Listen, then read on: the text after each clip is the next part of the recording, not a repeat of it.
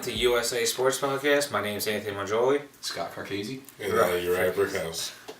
Back again. We got episode 2 here today for you guys.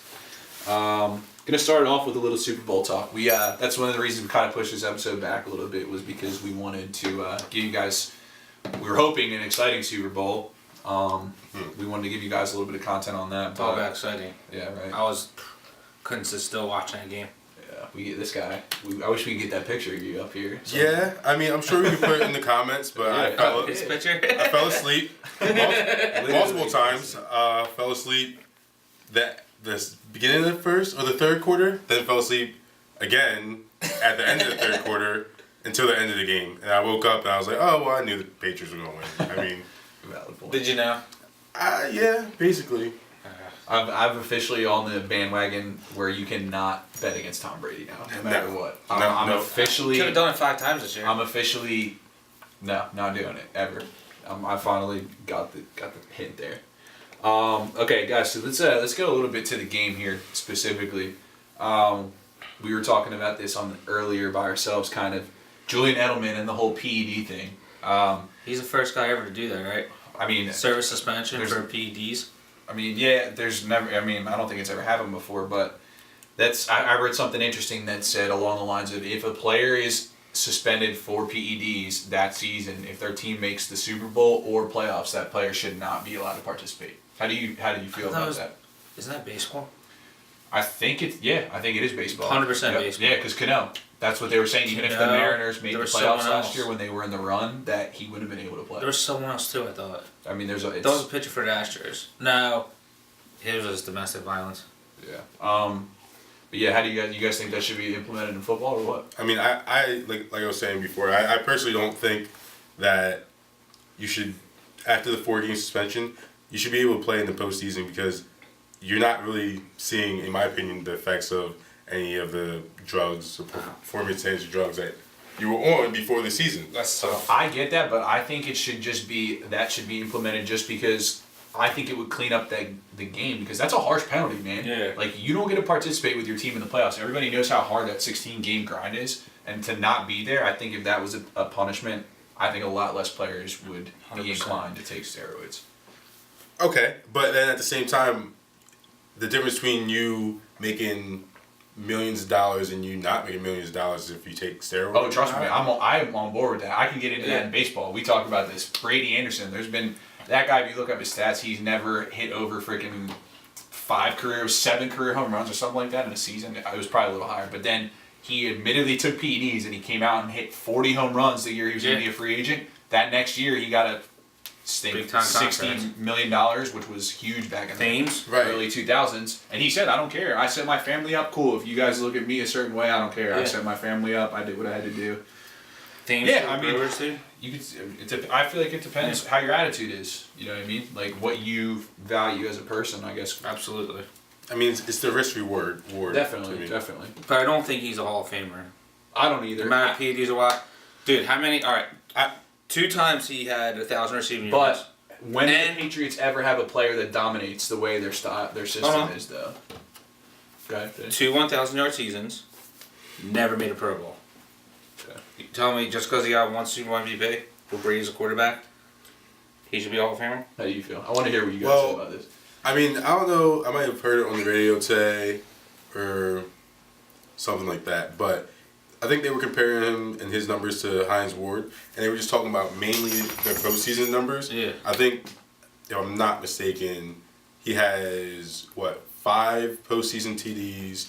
I think it's 1,400 yards and, a Super Bowl MVP. Like, that alone is, second to, Jerry Rice is what they say. I got a fun fact. So, Julian Edelman has the second most receptions in playoff history. Who's first? Jerry Rice. Exactly. Yeah. So he's the only player. Damn right. Yeah. I just don't think you can neglect the fact that, he's never been to the Pro Bowl. He's never, had more than 2,000-yard receiving years, but he's also, the postseason success is unmatched, really. Yeah.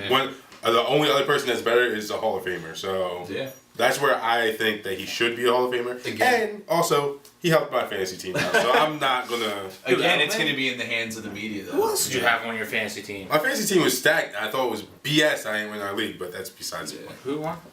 All right, so popular topic on the Super Bowl here. Big focal point that we heard all week in the media from everybody pretty much associated with the Rams was that Gurley was back. Gurley was going to be a main focal point of the offense. Turns out it didn't happen.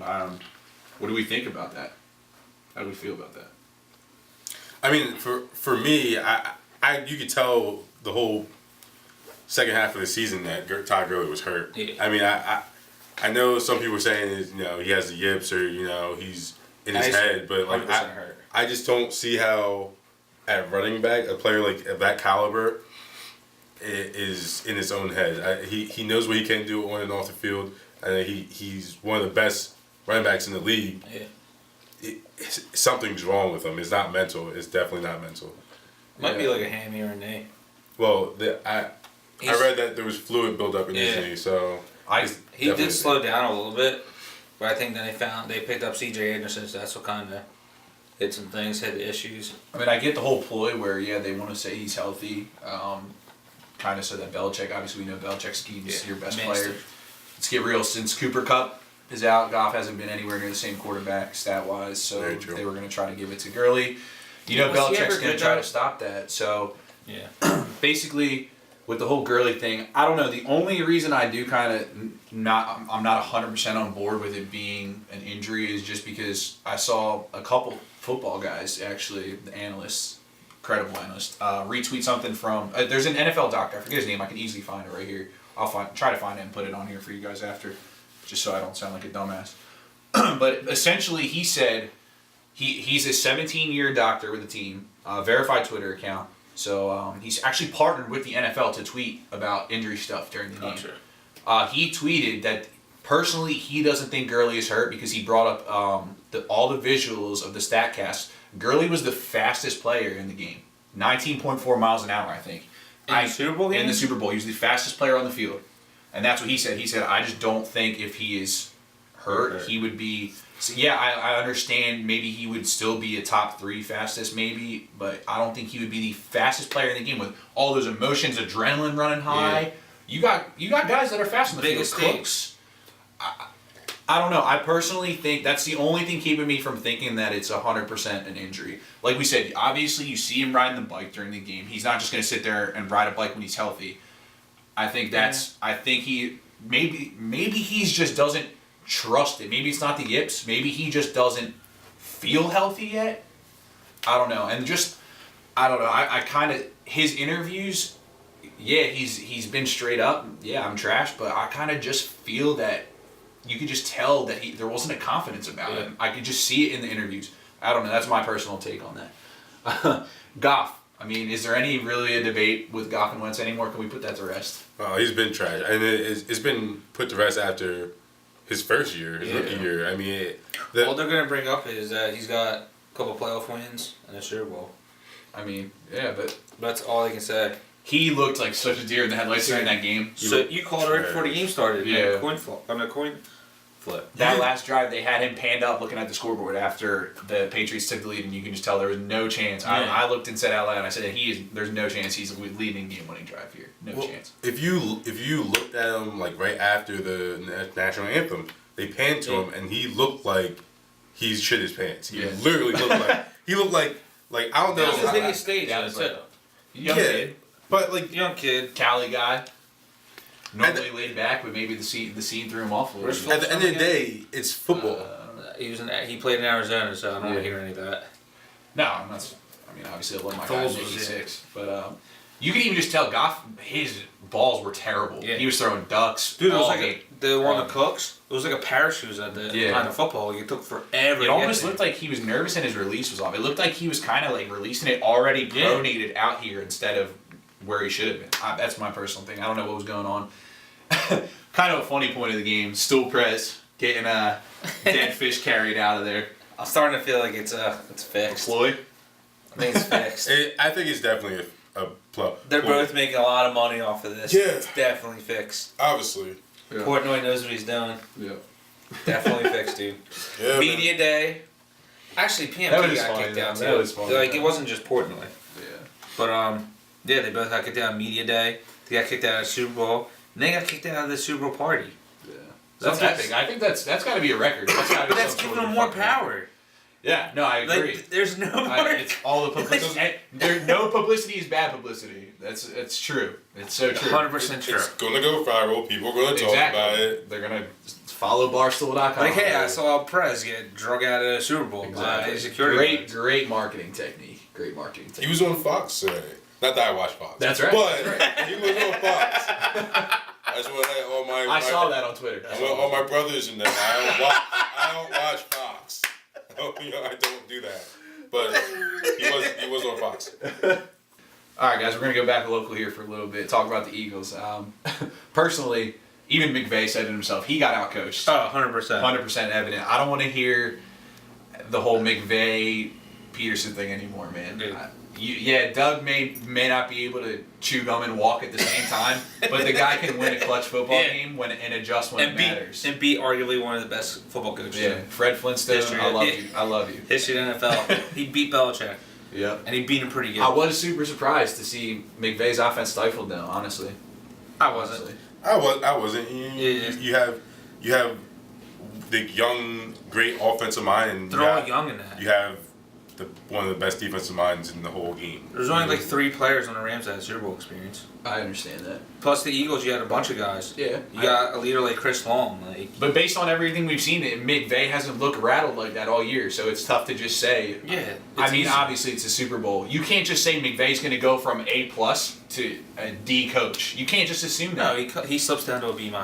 I said, yeah, and how did he coach in the Super Bowl? Oh, D. you're right. That's what I'm saying. You can't just Oh, I assume thought that. you were going drastic. No. I was like, oh, he slipped down from an A to a B-. Well, also It's like when you fail a big final and you had. I'm saying, that's what I'm saying. You can't just expect him to do that. Like, that's not going to happen on a normal Sunday. He's not going to have that drastic of a drop as he did in the Super Bowl. But did you expect everybody, Doug Peterson did that last year in the Super Bowl? I didn't know what to expect from Doug last year, honestly. I they- really didn't, and I think he didn't even. Eagles and I are think playing that's with what house. got They him. were here. They were playing with house money. Like They were. They had nothing to lose. Yeah. You could easily blame that you had once the rest of the year, but we did it. Yeah. I mean, I just don't think you can. That just makes me even more mad about last year with Doug not being the coach of the year. Yeah, 100%. How do you, You go? lose your best. You lose your best offensive I player. mean, let's get real. Last year was way worse than this year, and this year was bad. We lost. No. I Hold mean, on, last year. That's what I'm saying. Last year was worse than this year by And far. he should have gotten it last That's year. what I'm saying. Like yeah. you lost your best offensive player. Yes.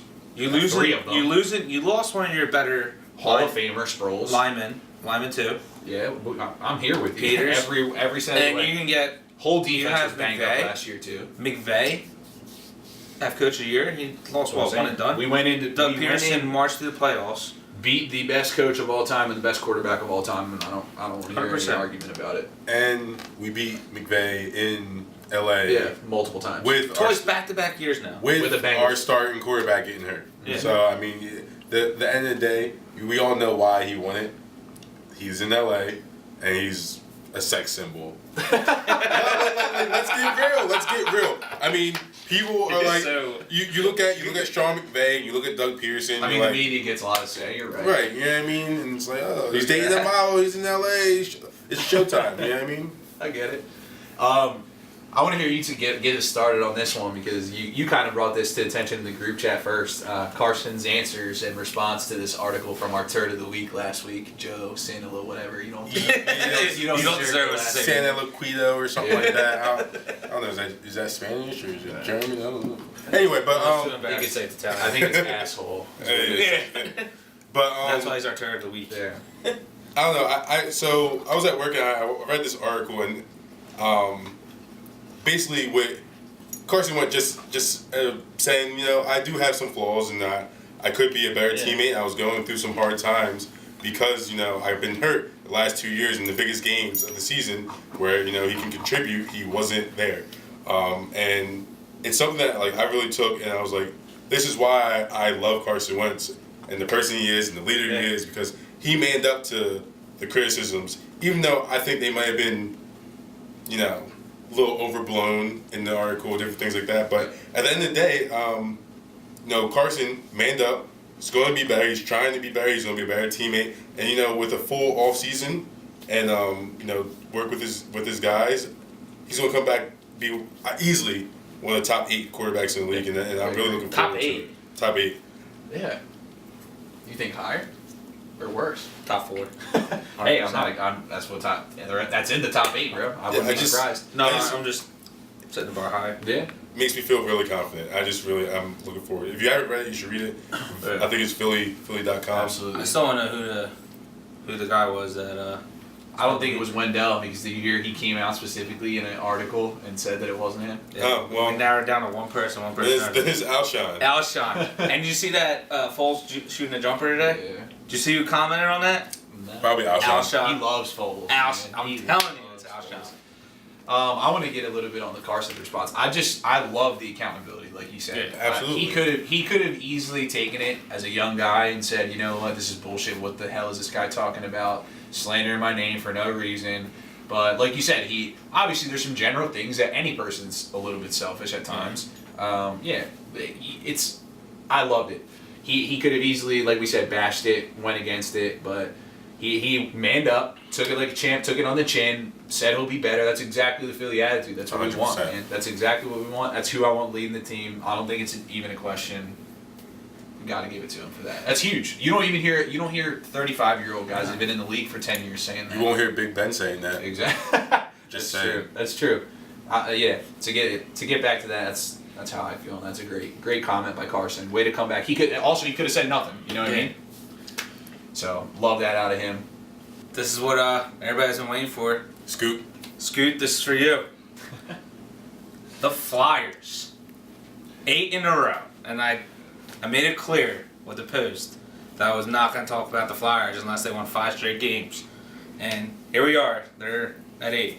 What do you guys think the biggest difference is in this streak? Clearly Carter Hart. Absolutely. It's not even a question. 100%. Question. It's only the few players I know, but yeah, 100%. Yeah. Now you got Claw, you got Wayne, but they haven't done much. I just think it's Yeah. the proof's right there. He comes up. It happens like that in sports. Sometimes you need It's a spark. Exactly. I was just gonna get to that. Yeah. Sometimes you need that spark to just come in.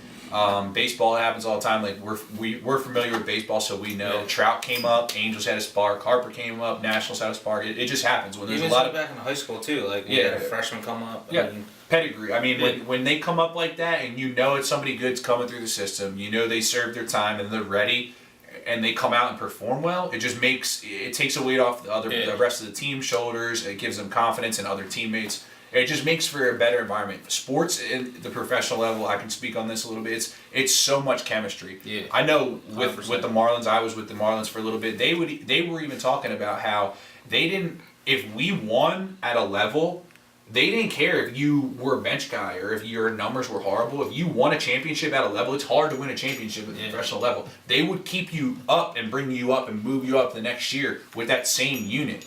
And some guys would lose jobs that were good players just because there was a winning team. And they said, our goal is to bring you guys up as a whole because you're winning every league that you're in. It definitely attributes to the same thing. Chemistry is so huge that I think Carter Hart's really given that to them. That's them, that spark, and it's bringing them together when they were at a tough time facing adversity. absolutely.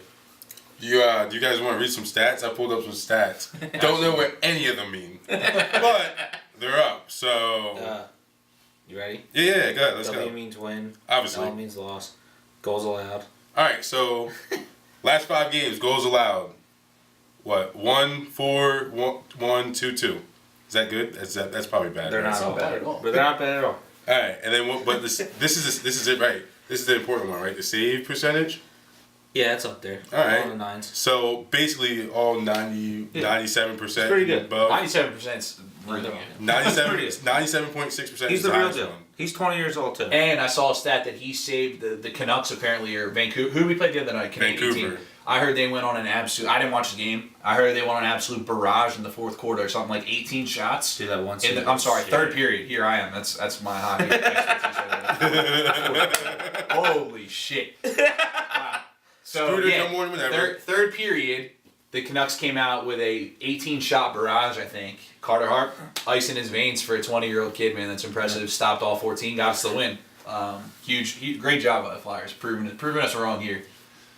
That's all we gotta say about that. So MLB, Harper, it's February now- 5th. Yeah. We have 7 days till pitchers and catchers report. What is going on with We this? still Pretty have excited. Harper and Machado out there, along with some other guys. Adam Jones is still out A there. lot of big name guys. It's hard. It's horrible. I hate to see it, honestly. Hate to see it. Now, I personally, being a Phillies fan, growing up here, obviously, I don't. I think the longer this takes, the worse it is for the Phillies. Because Yeah. now apparently there's 8 teams interested. I don't know how true that is. But still, the longer you wait, the more time you give someone else to make a move. That I hate it. I hate it. We have the money. At this point, let him write his check. Like what? What is Do the you think deal it's here? him or do you think it's the Phillies? I don't care. Who I it think is. it's Boris, honestly. I think it's both of Obviously. them. I think it's Harper and Boris. Like I mean, they're I'm sure, definitely I'm sure they- Harper was offered $350 million for 10 years. no way. They I don't didn't think say so. the official offer, which is weird to me. They have everybody else's official offer, but they can't find what Bryce was. I don't know. I don't believe it. I think the owners. And that makes me think it is. Sorry, not to cut you off, but I just want to get this out before I forget. That does make me think it's Boris, though. Yeah. That's what makes me think it's Boris. What everyone else's numbers are out there, but magically we can't find out Bryce's numbers, and why is that? I mean, Why is that? Machado's cousin is But what I'm saying is, Bringing out think his about numbers. it. They play devil's advocate here. Why does Boris not want to release the price? he wants the better So deal. it doesn't set a cap. Yeah. All 8 teams Because now are in it. the rumors have been that it wasn't over 300. So obviously, if he comes out and says that, it makes it look like, wow, Bryce isn't that valuable right now. If he keeps it a secret, somebody can come in and say, oh, we'll give him the 350. He's right got to after that. sign. Absolutely. That's why he's taking his sweet time. I can't keep watching MLB The Show's Twitter account. MLB The Show, if you Dude. by any chance are watching this, I'll week- never buy that game oh, again. God, I hate you. The Bartolo Colon one. I love Bartolo Colon, but that really pissed me off. Yeah. And then today, come on, dude. Like, you got to sign eventually. What do you think he's going to do? I just honestly, I think it's to the Does he point sit out where- the whole year? No, stop. I think it's to the point where I don't even think MLB The Show knows at this point. I think that's why, Yeah. personally. I think he hasn't made a decision yet because they're trying to get That's the what it best deal. shows. He hasn't made a decision. We'll talk about a little bit more baseball next time. I'm kind of upset with Yeah. that. I'm still pissed off. All right, let's go back to the national scale here a little bit. Let's go into the NBA here. Huge topic this week. AD trade. I don't Pelicans are understand stupid. Yeah. why the Pelicans are playing hard ass right now. I really don't. They What's the literally better- just got yeah. offered the Lakers' entire starting lineup minus LeBron James and a first round pick. two Two future first-round first round picks. I don't understand what more you could ask for there. I just think it's the point of Pelicans strong arming, saying we're not going to let this player run shit here, and we're in control. That's the only thing I can think. Yeah, but they What- get stuck with him come Thursday. yeah, because he's going after this year anyway. That's true. But that's why I think get something for him. Like Yeah. if you just play this hard ass role, you're not going to get anything. Like it's- Honestly, I thought the Lakers were stupid in that one. Like, yeah, like you could honestly lowball here if you're an organization, but I feel like that was the Lakers saying like, listen, nobody else is going to compete with this offer. Yeah. Give them to us. Like, I think the Lakers were strong arming there because they do have the talent to give up. How do you guys feel about this personally? I personally think AD is right for the trade. He's one of the best players in the league. No one even really knows, and I think that he's right to ask for the trade. As far as the Lakers, do I think they should never have given up that much for AD? Honestly, because like you were saying, they're in the driver's seat. AD wants out. The Pelicans You need to get rid of him to get something. Yeah, exactly. So why would you give your whole starting lineup? the only thing the Lakers Yeah, could have man. done was sign him long term after the trade. I mean, that's the only place he said. Well, no. Now apparently it came out that he gave a handful of teams that he would consider. Yeah. Not even, you know what I mean. So there's still room for wiggle room there, but it was a list of teams that he would consider signing an extension with. I didn't hear the official list, so I don't know. But The only thing I saw was the Lakers on it. So. exactly. So Yo, this just popped in my head, and I don't know if this is what they're doing. But you think New Orleans is really like holding out for LeBron, like AD for LeBron, straight up? the Lakers. I don't think they would do that because I feel like the whole reason they want AD is to pair with LeBron. Obviously, they wouldn't do that. I'm just saying, but you think that's probably what their mind. You think the Pelicans? The Pelicans want are them thinking to- that. I don't know. Like, listen, you can give us everything, but nah, we want LeBron. Yeah. We'll take LeBron. I feel like at that point it would be like, all right, not half it. I just thought about it. I was No, like, yeah, look, I mean- why would you get like your whole starting lineup and like 2 firsts. Like it's crazy not to take. I don't know. Yeah. No, it is crazy not to take. It's not like Absolutely. they're all That's- like 1-year players. Yeah. Lakers, I mean, you got Zoe for a couple more years. Yeah. Oh, you're saying left on their contract? Yeah, I was like- gonna say because It's not like the gamble Lakers are taking it. Like AD could play for half a year. that's the thing. And go walk. Exactly. But he won't in LA, obviously. But that's the thing. Like you said, it's important to have controllable young players like that. And they do have talent. Kuzma's talented. Yeah. I mean, you see what he was doing when LeBron was out. Yeah. That's impressive.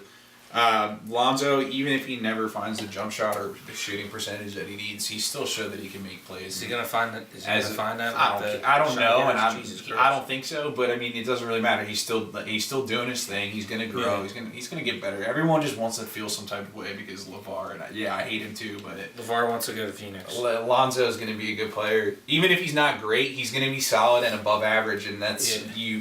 It doesn't matter. He was the number 2 pick. You hit on him essentially.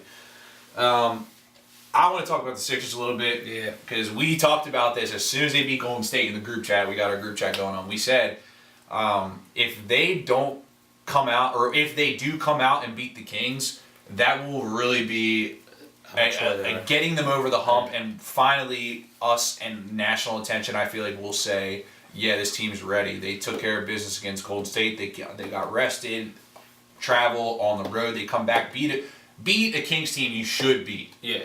I feel like that would have really solidified us as the top in the East, even though we're not there standing wise. But didn't happen, and I'm really upset about it. They came out and laid a duck. Smoked right now. They came out and laid a duck against the Kings. It wasn't like we got blown out, but still, you just got to win that game. You should have never gotten to that level. You're right, exactly. That's the point. It's You gotta come out and do your job. yeah. I know, like we said, am I saying that that's going to turn them and make them now drop to the 8th seed because they're going to start playing bad? Absolutely not. I'm just saying I really feel like we would have set the tone in the East with that win there and finishing out on this road trip pretty strong. Like we said, they're getting smacked right now by Toronto, which is not good. I don't like how we play against playoff teams that play physical, and it's shown that we never do well, and it's happening right now. It's pissing me off. What do you guys feel about that whole Golden State game? I mean, the Golden State game was great. I mean, as far as the Kings game, I really don't put too much merit in it. I mean, we're in good position as far as playoffs. I think that, it's a long season and, we have plenty of time to hold together. It's still kind of early before All-Star break. Exactly. So, I think we'll be just fine. I think we have a serious contending team right Absolutely. now, and we have nothing to really worry about, Yeah. honestly, in my opinion. No, I agree with you. I think that loss to the Kings is huge. It shows you how immature they still are. I mean, there's no way you can beat a great team like Golden State. They didn't have Clay, which, I mean... Cool, okay, you still have No, I Curry, I know. Green. I'm just saying, it's not like... If we would have came out and beat them Boone. full strength, and because we were full strength, yeah, Jimmy Butler had a pretty off game, it's like he didn't play, but still, we love Jimmy Butler, by the way, not a shot there. I feel like it would have been amazing win, and I feel like the game against Sacramento wouldn't have even mattered if we went out and beat them full strength, honestly. That's how I feel about it. I just, like you said, I think that's a maturity thing. Here's my thing. I think if you can tell Jimmy Butler's been different since the whole blow up thing apparently. Yeah. I don't think he's been as assertive, and I think that if he's still hard ass Jimmy Butler, that we come out right against the Kings. I feel like thinks he's stepping on eggshells right now, and he's not being himself. I personally think that. I think he just doesn't want to be here already. I don't think that's the case. He doesn't want to Personally. sign long term. Munge, you sound like a heartbroken ex. Like you started talking to a new chick or some shit, and literally Whoa, like, you can't she say that. seems like she doesn't really want to be here. Like, like really, like seriously, Munge. I'm just saying he doesn't want to be in Philly. It seems like he doesn't want to be in Philly. Why? Because he broke up with his last team. Yeah. Like, He doesn't want to be get in out of Philly. here, bro. He has given you no indication that he doesn't want to be in Philly. Besides some rumors by some BS writers. All right, you're the upper part of the Sixers. You seen the way he's playing. You gonna sign to a longer deal? Why? Because his name's Jimmy Butler. He's played well. I mean, Lately though, Bro, it's such a long season. Yeah, and bro. Long season, we're almost at the All-Star break. They've admittedly said that they have changed and tried to play differently because let's get real. When we first got Jimmy, Joel was not being used properly. Yeah. They said we changed because this and now. So what they tried to do there is they tried to say, okay, we're going to try to get both of you guys happy. Jimmy, what do you like to do? And if you notice when Jimmy's in now, he'll run a lot of pick and roll, which we don't run pick and roll without Jimmy. So they're kind of trying to make everyone happy here. And it's not working well because we're not a pick and roll team. Like you said, it's a long season. I think that's going to take time. And I think we're going to be lethal when that happens because, hey, if our normal style isn't going well, we can put Jimmy in here, take out Ben and Embiid, get them a little rest, run a whole different style of game here, hit this team with a different offense, catch them off guard. Like, how crazy would that be? And come at them from two different angles. I feel like that's going to be a huge thing. And if you get that ready, get that going, like right before the playoffs, you get on a roll. Yep. Bro, that's it's going to be like the defense is going to have to play against two different teams. Right. It's crazy. And this is why I feel like we're in a good position. I don't know. How do you guys feel about that Trey Wingo blow up on football fans everywhere? I don't know if you guys saw this. Maybe somehow we can edit like a little snippet of it in there because he says the same thing over and over, almost like a playoffs. You know what I mean? Playoffs. Maybe we could get that in there. That's what I was saying. He went off telling people and calling people stupid for watching the game. Trey, do you understand what game it is? The Super Bowl. I'm not just going to turn it off even if it's boring, just because the fact that as soon as I turn it off, the most exciting play of the whole season can happen. I'm not going to miss that. Yep. You can sit here and tell me to turn it off as much as you want. I'm not turning off the Super Bowl. I waited all since September. And for you to sit here and say that we're stupid for watching it, you kind of look stupid because it's been the lowest watched Super Bowl in 10 years. Yeah. So obviously, a lot of people felt that way. And they turned it, and a lot of people turned it off. And they turned it off, like you said. He seemed like he's a little triggered. Yeah, he has something else going on. Yeah, he might be. I think we can go and say that he's our turn of the week. Oh, yeah. I would say so. We could say that. Turn of the we week. could say that. We were thinking Tom Brady just the way he's kissing guys on the lips. But I think my bad. I forgot. I mean, but I think he's our turn of the week. Super sus. Yeah. We're gonna start with the locker room stories that we talked about. How we're gonna do this is we're gonna each kind of give one a week here. So I'm gonna start with today's. It's kind of interesting for you guys with weak stomachs out there. I would turn this off. I'm just kidding. It's not that bad. It's not that bad. Anyway, so when I was playing minor league baseball with the Marlins, when you go to spring training, the whole organization comes together. So there's 10 levels, I think, because you start. In the U.S., you can't get drafted until 18. There's age limits. Yeah. It's not like that with international players. So players from the Dominican Republic, Venezuela, Puerto Rico, sorry, not them. Europe. I mean, we have European players signing now. They can sign at 16. So that's really the only time you see the young guys like that is at spring training because their leagues are over by them because they're not ready to go away from home like that yet. They're too young. So like there's the Dominican Summer League, there's the Venezuela Summer League, while we're all playing over here in our leagues. So anyway, like I said, spring training, we all get together. So it's the first time these 16-year-old kids are probably in America. From, as you'll hear with the story, they're not really, some come from less fortunate areas, just like anything else. It happens in the U.S. too. Dominican Republic's got some poor areas. So when they come here, they're not used to life here. They don't have a lot of things we have. So to get to the story, we are in the locker room. We hear the coach is just absolutely livid. We don't know why. So apparently, rumor starts getting around. We finally hear the story. We stayed at a Ramada or a Marriott, one of the two. They call our front office freaking out. So apparently what happened was, like I said, two of the 16-year-olds somehow got a hold of alcohol. I have no idea how. Got a hold of some alcohol. They must have had fun the night before because apparently when room service came in to clean the room, there was shit and throw up all over the room. Like I'm talking about places you couldn't even imagine, like corners of the room. Now this is what room service said, okay, or the hotel said. Everywhere, like smeared, disgusting. That's what I'm saying. It's like they were projectile, like aiming. I don't know what's going on. You must have had a crazy projectile night. You must have had a crazy night for this to happen. But anyway, the worst part of the whole story is that the two poor room service maids opened the door, instantly pass out, get taken out of the Marriott on stretchers. On stretchers. We're sitting here, and obviously, like I said, there's a language barrier there too, so we never heard the full story from their perspective, which would have been probably awesome to hear. But anyway, so Come on. what we heard from the coaching staff was that the two roommates were friends from their hometown, the Dominican. They didn't have toilets apparently where they were from. No, seriously, they weren't fortunate enough to have toilets, and that's why they did what they did. But obviously, when you see that the alcohol's involved, you don't really believe that. Put it together too. You don't really believe There's that. a toilet right there. Yeah, exactly. Like that's what makes the story insane. Like I there's a get toilet. minor league ball, like Yeah, it's a little rough, but you have a toilet everywhere. My only way I can imagine is if they've literally never seen a toilet before. Like never, ever. And like, what's that thing? Like that's the only way you're not. But hey, let's just smear let's- our crap all over the wall and Yeah. throw up all over it. Like, how messed up do you have to be? Honestly, I don't know. That's Did they like shit in their hands and just throw it on the wall? Like that's it. Could have very well happened that way with the. You think they did that at home? No, no. That's what I'm saying. That's what That's what I'm like, saying. That's what we're confused They about. knew what they were doing. You were Exactly. Exactly.